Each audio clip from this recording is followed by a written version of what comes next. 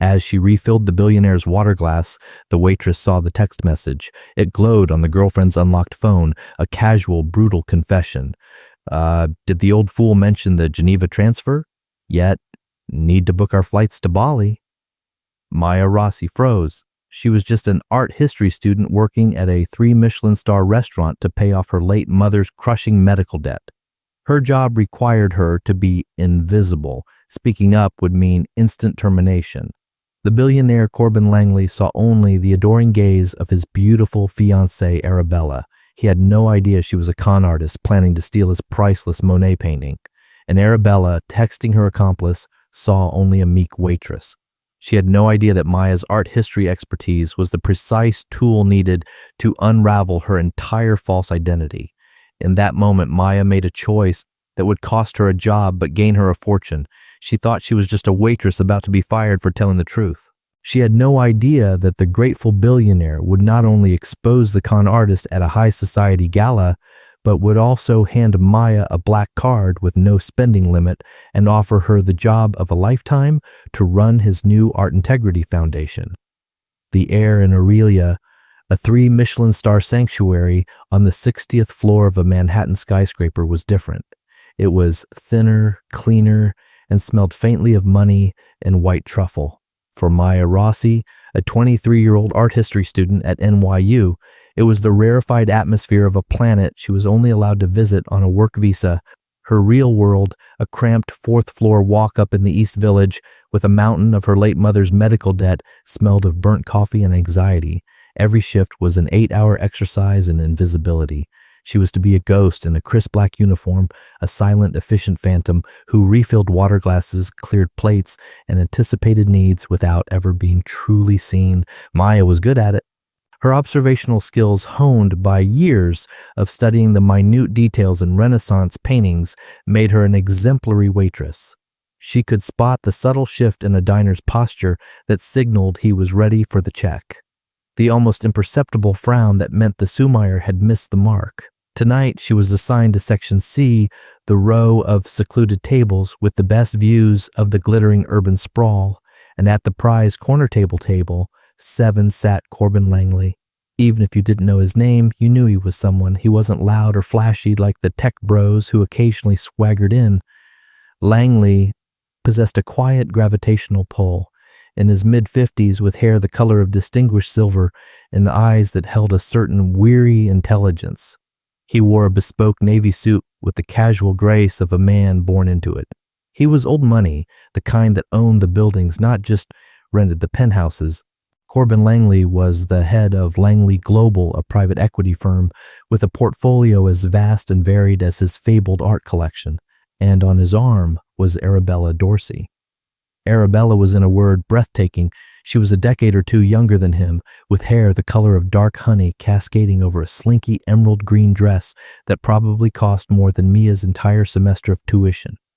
Her laughter was a musical tinkling sound that filled the small pockets of silence around their table. She would touch his arm lightly, lean in to whisper something in his ear. Her movements a perfectly choreographed ballet of affection. Maya had served them twice before. The first time she'd been AED, they seemed like the perfect couple, a modern-day fairy tale. The second time she noticed the cracks. She saw how Arabella's smile didn't quite reach her eyes when Corbin was looking at his menu, how her gaze would flick around the room, assessing, calculating. Tonight was the third time, and the performance was beginning to unravel. The evening started as usual. Maya presented the menus, her voice a soft professional murmur. "Good evening, Mr. Langley. Mr. Dorsey, may I get you started with an apparent this evening? The usual for me," Maya, Corbin said, giving her a small, tired smile. He remembered her name. That was rare. It was also why this was so much harder. He was a person, not just a headline. "Of course, Sir McCallan, 25, and for you, my dear?" he asked, turning to Arabella, his entire being softening. "Ah, Royale, darling. Let's celebrate." She purred her crimson-nailed hand, resting possessively on his. "Celebrate what?" he asked, his eyes crinkling with genuine affection. "Just us," she said, her voice dropping to an intimate whisper. Maya retreated to the bar, the knot in her stomach tightening. It was the same feeling she'd gotten as a teenager watching her own father fall for the saccharine flatteries of the woman who would eventually break their family apart. Her mother, a practical, no-nonsense woman, had been too real, too tired from working two jobs to compete with the fantasy. Maya saw the same tragic pattern playing out in front of her, only on a scale that involved billions of dollars and a woman who was a master of her craft. She delivered the drinks, her hands steady despite the turmoil inside her. As she placed the Kia Royale on its coaster, Arabella's phone, a brand new iPhone encased in gold, buzzed on the table. It lay screen up next to her plate. Arabella glanced at it, a flicker of annoyance crossing her perfect features before she masked it with a radiant smile at Corbin. "It's just my brother Liam, so needy," she sighed, rolling her eyes playfully. "Always worried about me in the big city." Corbin chuckled, reaching over to squeeze her hand. "He's a good brother. We should have him over for dinner at the penthouse next week." "Oh, darling, that would be lovely," she said, but her attention was on the phone. As Corbin took a slow sip of his scotch, mesmerized by the view, Arabella picked up her phone. Believing herself to be shielded by Corbin's angle and Maya's respectful distance, she unlocked it to reply, but Mia wasn't at a respectful distance. She was doing her job standing a few feet away, her eyes scanning the table for any needs. And she saw it. She saw it all. Her eyes, trained to catch every detail, didn't mean to pry, but the screen was angled perfectly towards her. The wallpaper was a selfie of Arabella with another man, a handsome, smirking man with dark hair. Both of them on a boat, the sun kissing their skin. It was definitely not her brother. And then the message preview at the top of the screen from a contact named Liam. "Liam, did the old fool mention the Geneva transfer, yet need to book our flights to Bali? Don't forget the story about the charity donation. He'll fall for it." Maya felt the air leave her lungs. It was like a physical blow. This wasn't just a simple affair. It was a calculated predatory con. The old fool. The words echoed in the silent screaming space of Mir's mind. She looked at Corbin Langley's face, at the genuine warmth in his eyes as he looked at this woman, and felt a wave of protective fury. He wasn't a fool. He was a man in love, or at least in deep affection, and his trust was being weaponized against him. Her training, her every instinct for self-preservation screamed at her, "Look away. Forget it. It's not your business. You need this job." The rent was due in a week. The final payment for her mother's headstone was overdue. Losing this job wouldn't just be an inconvenience, it would be a catastrophe. Marco, the restaurant manager, was a stickler for protocol, and bothering the clientele was the cardinal sin. But then she saw her mother's face in her mind's eye, her kind, tired face. She remembered the day her father left, the hollowed-out look of betrayal that had never quite faded. She had been a helpless child then. She wasn't now. Arabella finished her text, a small, triumphant smirk playing on her lips, before she composed her features back into a mask of innocence and placed the phone face down. The dinner continued. Course after course of exquisitely prepared food arrived and was cleared. Maya moved like an automaton, her mind racing. Every time Arabella laughed her tinkling laugh or touched Corbin's hand, Mia felt a fresh wave of disgust. She watched Corbin speak about his philanthropic work, about a new wing he was funding at the Met for emerging artists. He was passionate, engaged, and completely oblivious that the woman beside him was allegedly planning to route his charitable donations to a Bali getaway with her lover. The conflict inside Maya was a raging storm. To speak up was professional suicide. To stay silent felt like being an accomplice. Finally, as she served their espresso, her decision solidified. It was a terrifying, reckless, and possibly stupid decision, but it was the only one she could live with. Corbin was signing the bill, a heavy black credit card already resting on the leather folio. Arabella had excused herself to the powder room, probably to call Liam and finalize their plans. This was her only chance. Her heart hammered against her ribs like a trapped bird. Her palms were slick with wet. She took a deep, steadying breath, walked to the table, and stood beside Corbin Langley. "Mr. Langley," she began, her voice barely a whisper. He looked up from the bill, a questioning but not unkind look in his eyes. "Yes, Maya. Was everything to your satisfaction?" "Everything was wonderful, sir. Thank you." Her throat felt tight. "Sir, I apologize for this gross breach of protocol. What I am about to say is unprofessional, and you have every right to have me fired for it." His brow furrowed slightly. He put his pen down, giving her his full attention. The sheer force of his focus was intimidating. "Go on." Maya swallowed hard, her gaze darting towards the entrance of the powder room, praying Arabella wouldn't return just yet. "Sir, trust it's the most valuable thing we have. It's more valuable than anything on this menu, more valuable than the view from this window." She was rambling, quoting herself from her internal monologue. She needed to be direct. When of course he was texting her brother earlier, she said, putting a slight deliberate emphasis on the word brother. Her phone was angled towards me. I saw the screen. I wasn't trying to look, I swear, but it was unavoidable. Corbin's expression didn't change, but a stillness came over him. The air grew heavy. The messages she was sending and receiving, they weren't of a familial nature. Maya said, her voice shaking slightly but clear. "And they mentioned a Geneva transfer and a charity donation. Sir, I know this is none of my business, but I believe you are being profoundly deceived." She had said it. The words hung in the air, terrible and irreversible.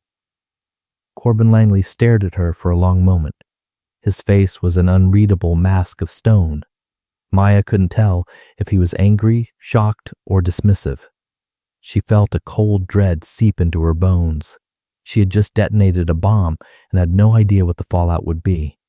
He didn't speak. He simply picked up his pen, made a final decisive stroke on the receipt, and pushed the folio back towards her.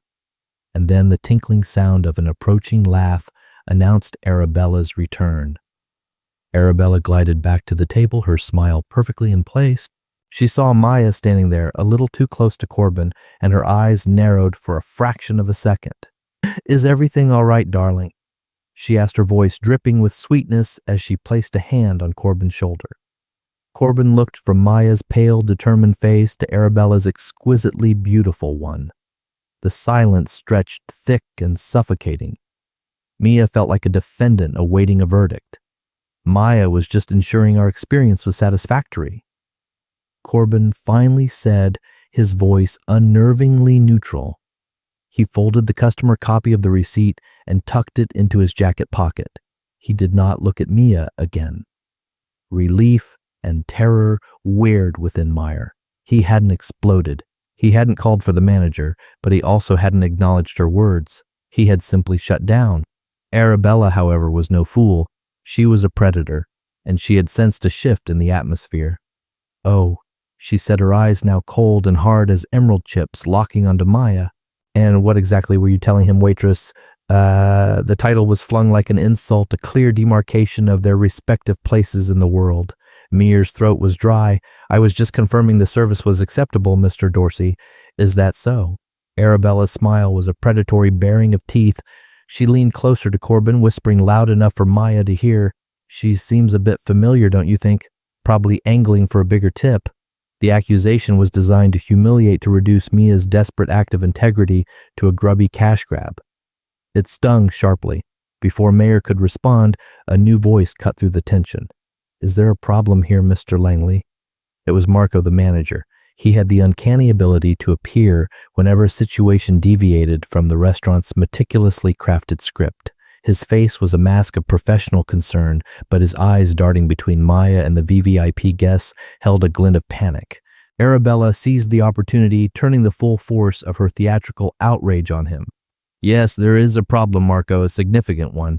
This waitress," she gestured dismissively at Ma, "has been completely unprofessional. She was intruding on our private conversation, telling my fiancé absurd and malicious stories." Fiancé. The word landed with the force of a physical blow. So that was the endgame. Marco's face palled. He turned to Maya, his expression hardening. "Maya, what is she talking about?" Maya began, but what could she say? The truth. She looked at Corbin, a silent plea for him to intervene, to give some sign that he'd heard her, that he believed her. He remained silent, his face a granite cliff. He simply stood up, pulling out Arabella's chair for her. It was a gesture of dismissal. He had made his choice, and it wasn't her. The cold, sick feeling of dread became a certainty. She had gambled and lost spectacularly. This employee... Arabella continued, her voice rising with manufactured indignation, accused me of the most disgusting things, insinuating that I am being unfaithful to Corbin. Can you imagine the audacity, this little nobody trying to poison our relationship? The scene was beginning to attract attention. Diners at nearby tables were starting to glance over, their curiosity piqued. For a restaurant like Aurelia, this was a 5-alarm fire. Marco grabbed Maya's arm, his grip surprisingly strong. "My office now," he hissed, his voice low and furious. He then turned back to the couple, his face a symphony of apologies. "Mr. Langley, Mr. Dorsey, I am so profoundly sorry. I cannot imagine what got into her. This is not the standard of Aurelia. Of course, there will be no charge for your meal tonight.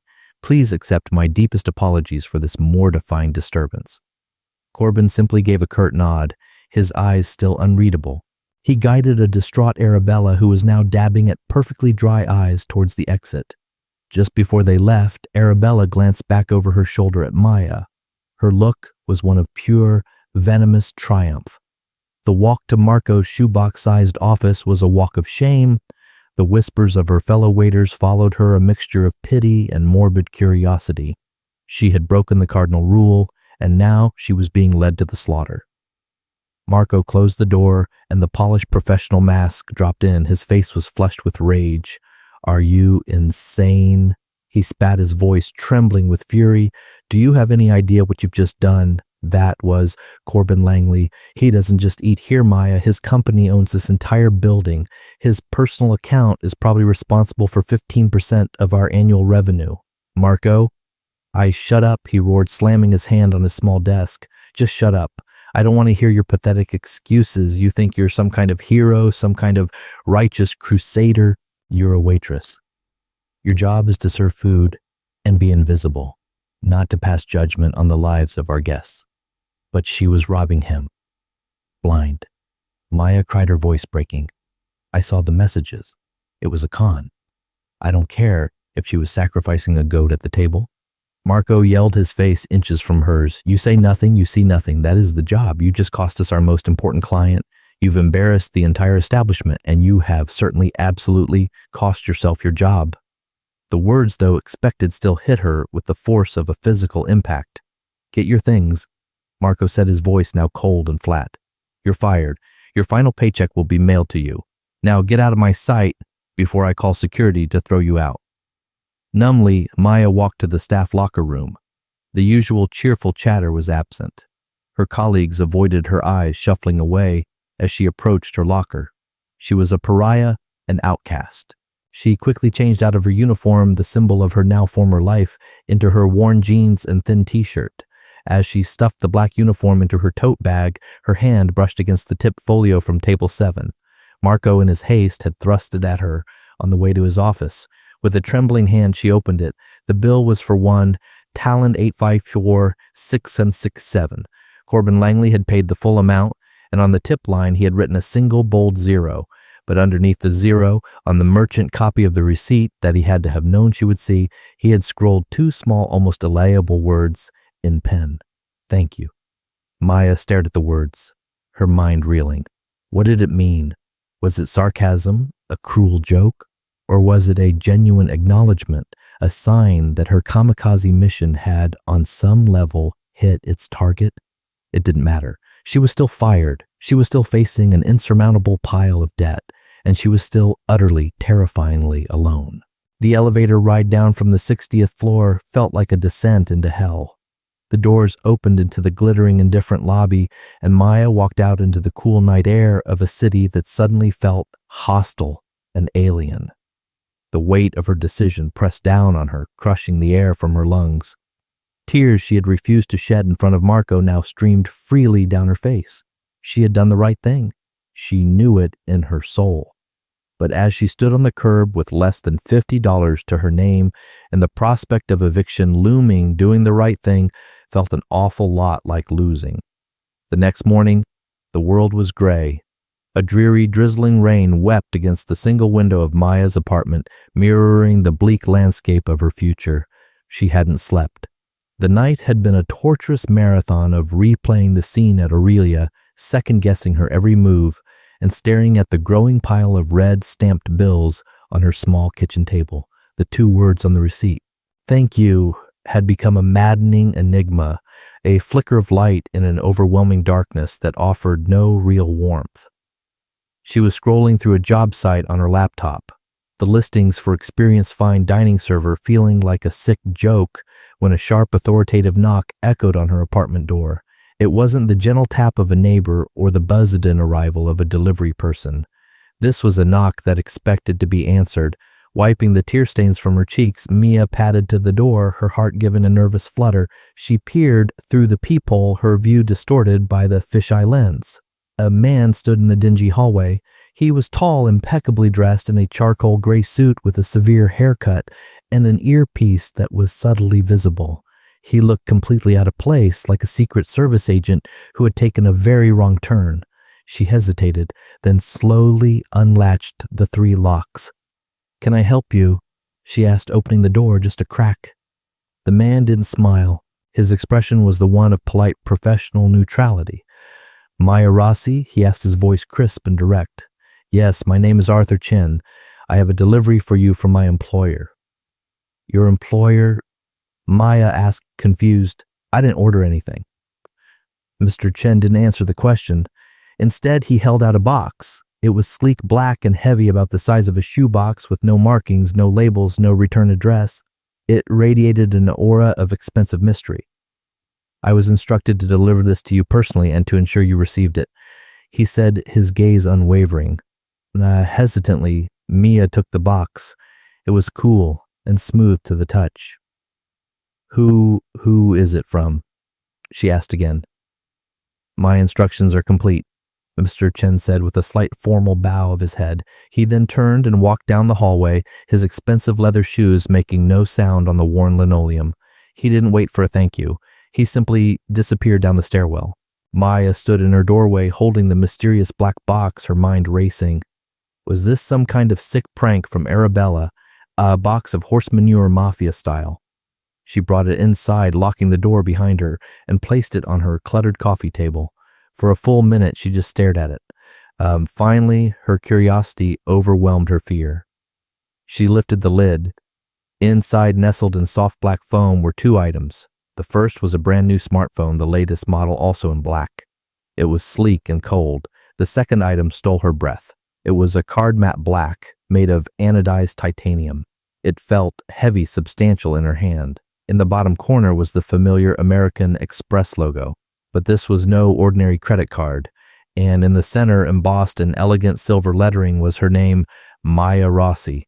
It was an American Express Centurion card, the legendary black card, the ultimate invitation-only status symbol reserved for the planet's wealthiest and most powerful individuals. It was an urban myth, a legend, something she had only heard whispers about from other waiters who had seen one maybe once in their entire careers. And it had her name on it. This had to be a mistake, a cruel, elaborate joke. She picked it up.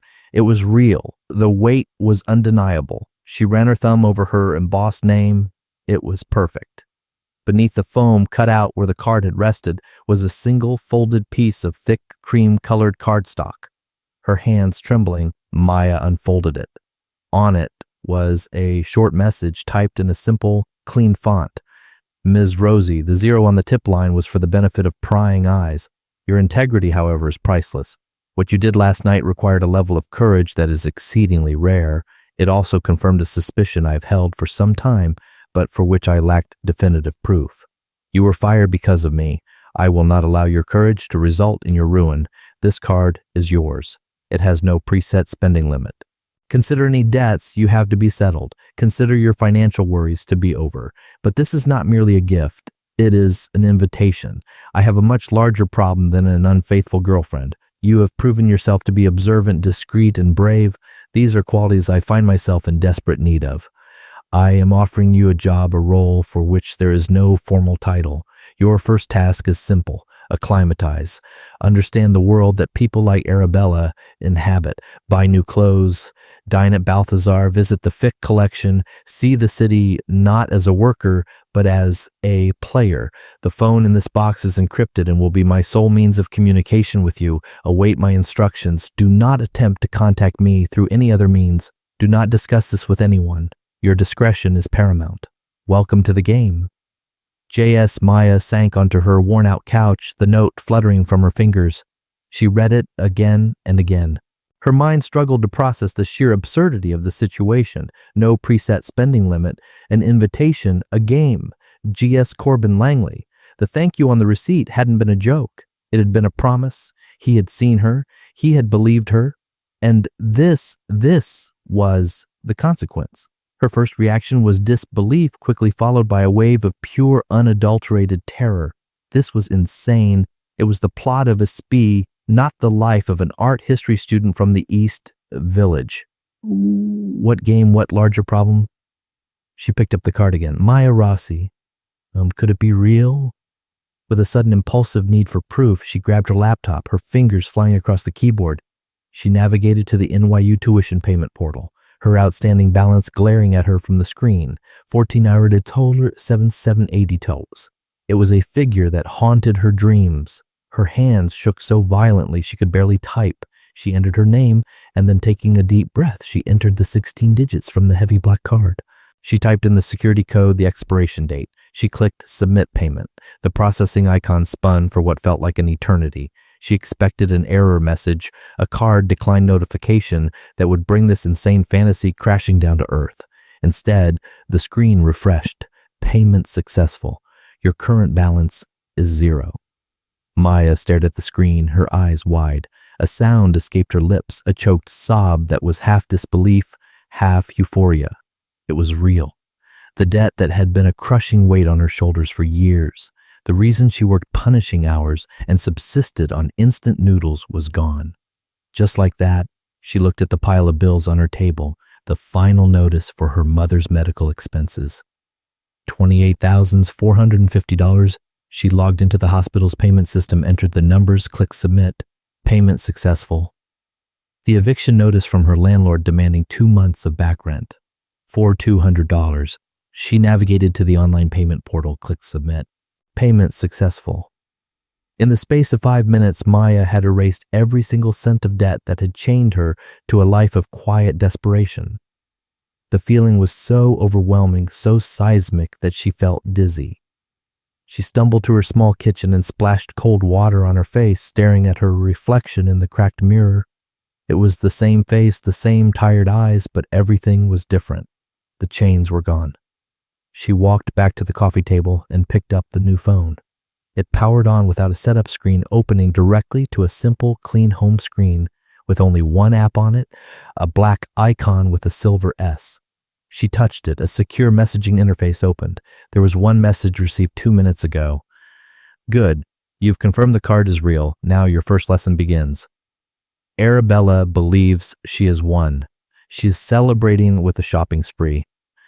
She is currently at the Chanel boutique on Spring Street in Soho. Your task is not to confront her, it is to observe. Go to the same boutique, buy something, anything, and watch her, learn her to report back. A car is waiting for you downstairs. Maya's blood ran cold, then hot with a thrill that terrified her. And this was happening right now. She looked down at her frayed jeans and faded band t-shirt. She couldn't walk into a Chanel boutique dressed like this, but the note had said to acclimatize to become a player. With a surge of adrenaline-fueled resolve, she walked to her closet, her mind no longer thinking about rent or debt, but about something far more dangerous and exhilarating, the game she had just been invited to play. Stepping out of her building was like stepping into another reality. The drizzling rain had stopped and parked at the curb. Gleaming under the weak sunlight was a black Mercedes-Benz S-Class. The driver, a different man from Mr. Chen, but with the same stoic professionalism, stepped out and opened the rear door for her without a word. The scent of rich leather and quiet power enveloped her as she slid into the back seat. This wasn't a taxi, it was a chariot. The 20-minute ride to Soho was a blur. Maya's mind was a frantic whirlwind of fear and exhilaration. She was an imposter, a wolf in, well, not even sheep's clothing yet. She was a mouse in mouse's clothing on her way to the wolf's den. She had done her best pulling on the one black dress she owned, simple, from a thrift store, but clean and classic. Still, she felt utterly inadequate as the car pulled up a block away from the Chanel boutique. The driver will wait, was the only thing the man said before she got out. Walking down Spring Street was different now. The storefronts that were once just glass panes to press her nose against were now possibilities. It was a dizzying thought. She saw the boutique, its iconic black and white awning, a beacon of unattainable luxury. Taking a deep breath, she pushed open the heavy glass door. The air inside was hushed and fragrant, a temple of tweed and quilted leather. A sales associate with impossibly perfect posture and a polite, assessing smile immediately approached her. "Bonjour, madame. Welcome to Chanel. Is there anything I can help you find today?" "I'm just looking." Maya stammered, feeling the woman's eyes flick over her simple dress and worn-out ankle boots. And then she saw her. Arabella was holding court in the center of the boutique. She was trying on a classic flat bag, admiring her reflection in a three-way mirror. She was laughing with her sales associate, a familiar tinkling sound that now sounded like grating metal to Maya. And standing next to her, holding a half-dozen shopping bags from other high-end stores, was her brother, Liam. Seeing him in the flesh sent a jolt through Maya. He was handsome in a slick, predatory way, with a confident smirk that matched the photo on Arabella's phone. They weren't acting like siblings, they were acting like partners. The way his hand rested for a moment too long on the small of her back, the conspiratorial whisper, the shared smug glance, it was all there clear as day. Maya quickly turned her back, her heart pounding. She had to follow the instructions. Observe, acclimatize, become a player. She walked over to a display of sunglasses, pretending to browse. She picked up a pair, using the reflective lenses to watch the scene unfold. Corbin felt so guilty about that little waitress making a scene. Arabella was saying, her voice carrying easily in the quiet store. He insisted I treat myself to make up for the trauma. She let out a peal of laughter. Liam smirked. He's a good man. Liam said, his voice laced with an irony so thick it was almost sarcastic. He's a perfect mark. Arabella corrected him in a lower voice, turning to adjust the bag on her shoulder. Did you speak with Zurich? The framework is in place, Liam murmured back.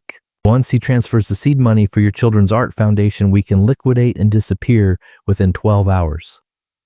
Maya's blood ran cold, so that was it, the charity donation from the text message. It wasn't a few thousand, it was the seed money for a fake foundation, a multi-million-dollar exit strategy. She had to stay calm. She had to play her part. The sales associate who had greeted Mia was now hovering nearby, her polite smile wearing thin. Maya knew she had to do something, or she'd be politely asked to leave. She took a deep breath, walked over to a rack of jackets, and pulled one out at random. It was a classic tweed jacket in a shimmering navy blue. May I try this on?" Maya asked, her voice more confident than she felt. The associate's professional demeanor snapped back into place. "Of course, madam." This way, she led Mia to a private fitting room, its plush carpeting and soft lighting a world away from her apartment. The jacket slid on like it was made for her. She looked at herself in the mirror. For a second, she didn't recognize the woman staring back. The jacket transformed her, gave her an air of sophistication, of belonging. The associate fussed over the fit. "It is exquisite on you. It is from our new collection." "I'll take it." Maya said the words, feeling foreign on her tongue. The associate's eyes widened slightly. "Very good, madam." Maya walked back out to the main floor. The jacket still on, she approached the register, her path taking her directly past Arabella and Liam. She kept her head down, her dark hair shielding her face. She pulled the Centurion card from her simple tote bag and placed it on the counter. The effect was instantaneous. The cashier's eyes, which had barely registered her, widened in recognition of the black titanium. His posture straightened. The sales associate who had been fawning over Arabella suddenly looked over her professional smile, faltering as she saw the card. Even Liam, who was scanning the room with a bored expression, noticed. His eyes flicked to the card, then to Maya. He didn't recognize her from the restaurant. She had been a ghost in a uniform then, but he saw the card, and his expression shifted to one of curiosity and assessment. He was sizing her up, categorizing her. The transaction was silent and swift. The cashier treated the card like a holy relic. "Thank you, Miss Rosie," he said, handing it back to her with a new level of reverence. Her purchase was carefully wrapped in tissue paper and placed in a beautiful glossy white bag with a white camellia flower pinned to the handle. As Maya turned to leave, she deliberately met Liam's gaze for a fraction of a second. She gave him nothing. No smile, no acknowledgement, and then walked out of the store. Her hands were shaking as she got back into the waiting Mercedes. She had done it. She had walked into the lion's den, bought a jacket that cost more than her old car, and walked out unnoticed by her target, but noticed by the accomplice. She pulled out the new phone. Her fingers flew across the encrypted messaging app. Maya at Chanel. Arabella is here with her accomplice Liam. They are not siblings, they are partners. Overheard them discussing a children's art foundation. It's a front. Plan is to have JS transfer seed money, then they will liquidate and disappear. The con is much bigger than cheating. She hit send. The delivered checkmark appeared instantly. A minute later, a reply came. JS, excellent work. Your instincts were correct. This is the larger problem I referred to. This foundation is their endgame. They are targeting my private collection, specifically Sunrise Over Vet Oil by Monet. Arabella has been talking about how it would be the perfect centerpiece for a charity auction. She wants me to donate it to her foundation. Maya gasped. She knew the painting. It was one of Monet's most beloved works, worth an estimated 80 to 90 million. This wasn't just a con. It was the art heist of the century hidden in plain sight. Jess, you need to dig deeper. Arabella Dorsey is a ghost. It's an assumed identity. I've had my people run a background check, and it's a clean slate, which is impossible. She has to have put a real identity she's hiding. She must have made a mistake somewhere, left a digital footprint. JS, your next task. Find that mistake. You have unlimited resources. Hire anyone you need. Private investigators, forensic accountants, ethical hackers. Become the director of your own intelligence agency. Find out who Arabella Dorsey really is. The car is at your disposal. Maya stared at the message, her world tilting on its axis. Hire PI's hackers. She was an art history student. What did she know about running an intelligence agency? But then she looked at the Chanel bag sitting beside her.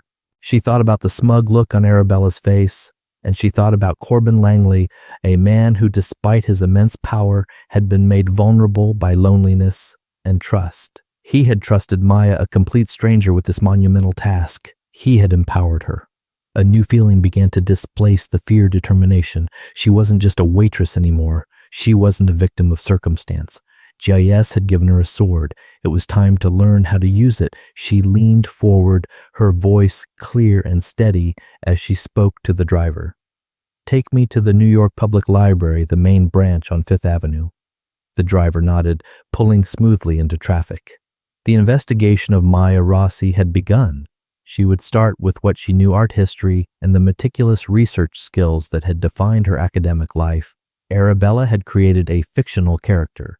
Maya would use her knowledge of history and art to deconstruct it piece by piece until the ugly truth was exposed. The game was afoot, and for the first time in her life, Maya felt ready to play. The days that followed blurred into a surreal montage of purpose. Maya's small apartment transformed into a command center, the air thick with the thrill of the hunt. She attacked the problem as an art historian would, seeking the provenance of the forgery named Arabella Dorsey. The name itself, she quickly discovered through genealogical databases, was a lie, a phantom grafted onto a real aristocratic French family tree. Her first encrypted message to JS was concise. Maya Dorsey name is a fabrication. No record of her in the family's history. The reply was swift, providing the crucial breadcrumb JS. I suspected as much. She speaks of art with the fluency of a high-end gallery girl or auctioneer. Perhaps her past lies there. This insight shifted Mir's focus. A con artist wouldn't use her real name, but she couldn't change her face. This was where the true power of the black card came into play. Maya hired a boutique tech firm of white hat hackers. Their fee a staggering sum that was approved without a blink. Her directive was simple. I am looking for this woman, she wrote, attaching a candid photo of Arabella. She may have worked in the European art world within the last 10 years, likely using a different name. I'm also looking for her male associate. For 3 tense days, there was silence. Maya continued her acclimatization, a task she now understood was about psychological armor. Lunch at Purse, a tailored suit from the row. These weren't indulgences, but strategic acquisitions. She was learning that in this world, clothing was armor, and your credit card was your weapon. On the 4th day, the email arrived. It contained a single grainy photograph from a 2018 Geneva newspaper article about a small bankrupt Galerie Dubois, and the photo was of the staff. In the back looking younger was Arabella. Beside her, with a possessive arm around her waist, was Liam, but their names were Cecil Dubois and Marco Bianchi.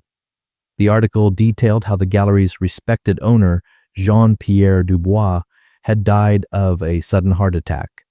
His daughter Cecile inherited the business. Within 6 months, the gallery was stripped of its assets and buried in debt. While Cecile and her boyfriend vanished, the authorities had ruled it a tragic mismanagement. No one suspected a con. Maya felt a cold surge of triumph.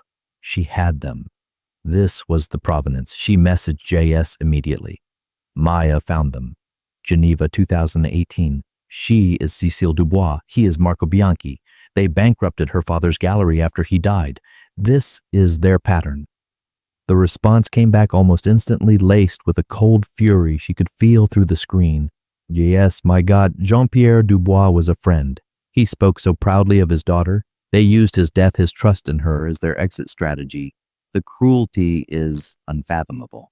The Monet, the fake Children's Foundation, it all clicked into place. This wasn't just a corn, it was the desecration of a man's legacy. JS, the charity gala, is in 3 days at the FIC. She thinks it's her coronation where I will announce the donation of the Monet. Instead, it will be her unmasking. You've given me the ammunition. Now we set the stage. Meet me tomorrow. 10:00 a.m., my office. The next morning, dressed in her new suit, Maya was escorted directly to Corbin Langley's penthouse office. The man who greeted her was not the weary victim from the restaurant, but a commander preparing for battle. Maya, he said, shaking her hand firmly. It is a profound pleasure to finally meet you properly. You've done what my entire security team could not. You saw the truth. He gestured to a screen on the wall displaying the photo of Cecile and Marco. I was lonely, and I was a fool for the fantasy she was selling. The trap is set. Corbin stated, his voice hard. At the gala during my speech, I will talk about my dear late friend, Jean-Pierre Dubois, and then I will put this picture on the screen for 300 of the city's most powerful people to see. I will let Cecile sitting at the front table explain herself. It was a public execution. Where do I fit in? Maya asked. You will be my guest of honor. Corbin said, a glint in his eye as he handed her a thick invitation. I want you to be there to see the conclusion of the job you started. The night of the gala at the Frick Collection, Maya was transformed. A midnight blue couture gown and lone diamonds were her armor. She was no longer Maya Rossi, the waitress. She was a woman of mystery, seated at the most important table in the room. She saw them immediately. Cecile, radiant in crimson, was basking in the adoration, playing the role of the proud fiancée to perfection. Leah Marco was at a nearby table looking smug. Cecile's eyes widened in shock as she spotted Ma, her mind unable to compute how the little waitress she'd had fired was now here, a guest of honor. She whispered something to Corbin, who merely smiled. The air was electric with tension. Finally, Corbin walked to the podium. A hush fell. He began by speaking of art and philanthropy, praising his partner Arabella and her passion for creating a foundation for children. Cecile pined a triumphant smile on her face. This was her moment. This foundation, Corbin continued, his voice resonating through the hall, was inspired by the legacy of a dear friend of mine, a man I respected immensely. His name was Jean-Pierre Dubois. At the front table, Maya saw Cecile's smile shatter. The color drained from her face. Jean-Pierre had a daughter he adored. Corbin went on, his voice laced with sorrow. But after his death, his gallery was gutted and his legacy destroyed. For years, I wondered what happened to his daughter and her boyfriend. And then, thanks to the integrity of a truly remarkable individual, I found out. He clicked a button. The massive screen behind him lit up with the grainy photo from the Geneva newspaper. The faces of Cecil Dubois and Marco Bianchi stared out at the silent, shocked crowd. It turns out, Corbin said his voice like ice. They didn't disappear. They just changed their names, and they are with us here tonight. He turned his head and looked directly at his fiancée. Isn't that right, Cecile? Collective gasp ripped through the room. Every eye swiveled to the front table. Cecile was a statue of horror, her carefully constructed world demolished. Marco was already bolting for the exit, only to be intercepted by discreet security men. Cecile stumbled to her feet, knocking her chair over, and fled into the glare of 100 staring eyes. There was nowhere to run. Later, as the chaos subsided, Corbin found Maya in the fixed, quiet courtyard. "It's over," he said. "It is," she agreed. "Your courage that night started all of this," he said, his eyes full of sincere gratitude. "You saved me from more than financial loss. The Centurion card is yours to keep, of course, but I have another offer. My work in unmasking frauds like Cecile. I don't want to do it alone anymore." He paused, his gaze direct. "I'm formalizing it. The Langley Art Integrity Foundation. It needs a director, someone with impeccable integrity, sharp observational skills, and a proven talent for investigation." Maya's heart hammered against her ribs. "The job is yours if you want it," Corbin said. "You'll have a real office on the floor below mine. You'll be doing what you were born to do, not serving the powerful, but protecting the beautiful." Maya looked at the magnificent sculptures surrounding them, timeless treasures that people like Cecile sought to exploit. She thought of the hopelessness she had felt just weeks ago, a feeling that now seemed a lifetime away. She had done the right thing, and it had led her here. Looking back at Corbin Langley, no longer a waitress, but an equal, a confident smile spread across her face. "Corbin," she said, "I accept." From a simple act of integrity in the face of impossible odds, an entire world was shattered and a new one was built. Maya Ross's story isn't just about the incredible reward she received. It's a powerful reminder that true wealth isn't measured by bank accounts, but by courage and character. She chose to do the right thing, not knowing where it would lead. And in doing so, she didn't just expose a lie. She uncovered her own extraordinary destiny. Her warning to a billionaire was a single stone thrown into a pond, and the ripples changed everything. What choices do we face every day where we could choose courage over silence? If this story of justice and unexpected fortune resonated with you, please show your support and hit that like button. Share this video with someone who needs to see that doing the right thing can change everything. And be sure to subscribe to the channel for more unforgettable real life dramas.